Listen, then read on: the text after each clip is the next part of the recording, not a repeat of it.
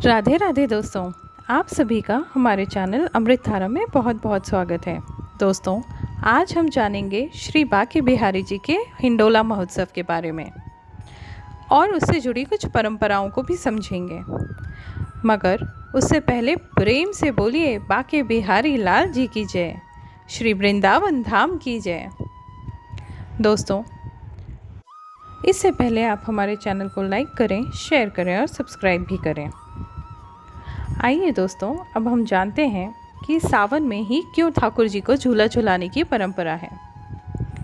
हरियाली तीज का महोत्सव हमारे देश में पूरी धूमधाम से मनाया जाता है।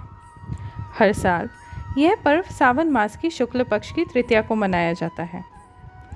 हरियाली तीज के साथ ब्रज के मंदिरों में हिंडोलों का महोत्सव शुरू हो जाता है।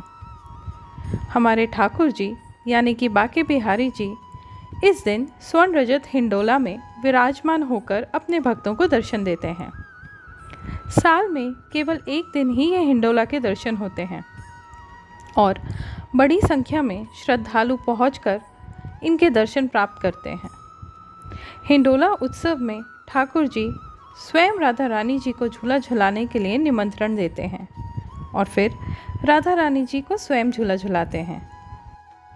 ऐसा माना जाता है कि सावन का माह भगवान श्री कृष्ण को अति प्रिय है, जिसमें वे अपनी सखी सहेलियों के साथ झूला झूलते हैं।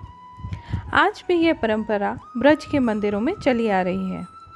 ब्रज के लगभग सभी मंदिरों में ठाकुर जी के श्री विग्रह को झूला झुलाया जाता है। ब्रज के मंदिरों में ठाकुर जी को झूला झुलाने के इस महोत्सव को ही हिंडोला महोत्सव के नाम से जाना जाता है। धार्मिक मान्यताओं के अनुसार ऐसा कहा गया है कि स्वामी हरिदास जी ने बांके बिहारी जी को 500 साल पहले फूल, पत्ती, कपड़ों से निर्मित झूले में भगवान जी को झुलाया था। लेकिन बदलते परिवेश में अब भक्तों ने उन्हें स्वर्ण रजत निर्मित भव्य हिंडोला में झुलाना शुरू कर दिया है। ब्रज में ही शुरू होता है हिंडोला का महोत्सव। हिंडोला एक तरह से ठाकुर जी का झूला है, जिसे कई प्रकार से सजाया जाता है। हरियाली तीज के दिन हिंडोला ब्रज में सभी मंदिरों में लगाया जाता है। कुछ हिंडोले सोने चांदी से बने होते हैं, वहीं कुछ फूल, फल, मेवा, चंदन आदि प्रकार से सजाए जाते हैं।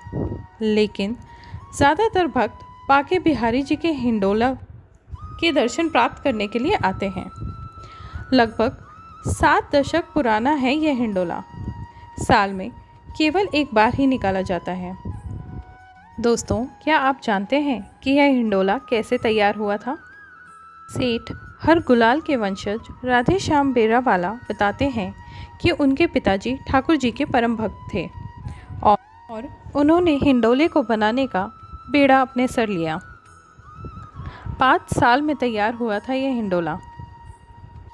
हर गुलाल जी ने टनकपुर से शीशम की लकड़ियाँ मंगवाई। इस लकड़ी को कटवाने के बाद 2 साल तक सुखाया गया। फिर हिंडोले का निर्माण कार्य शुरू किया गया।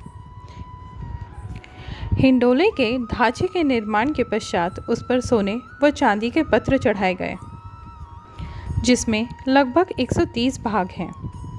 इस स्वर्ण रजत झूले का मुख्य आकर्षण फूल, पत्तियां, बेल, बूटे, हाथी, मोर आदि हैं।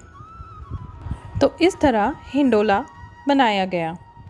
दोस्तों, अगर आपको हमारे द्वारा दी गई जानकारी पसंद आए तो कृपया अपने विचार कमेंट सेक्शन में ज़रूर शेयर करें और साथ ही बेल आइकन भी दबा दें। तो प्रेम से बोलिए बरसाने धाम की जय, श्री राधा रानी जी की जय, बांके बिहारी लाल की जय।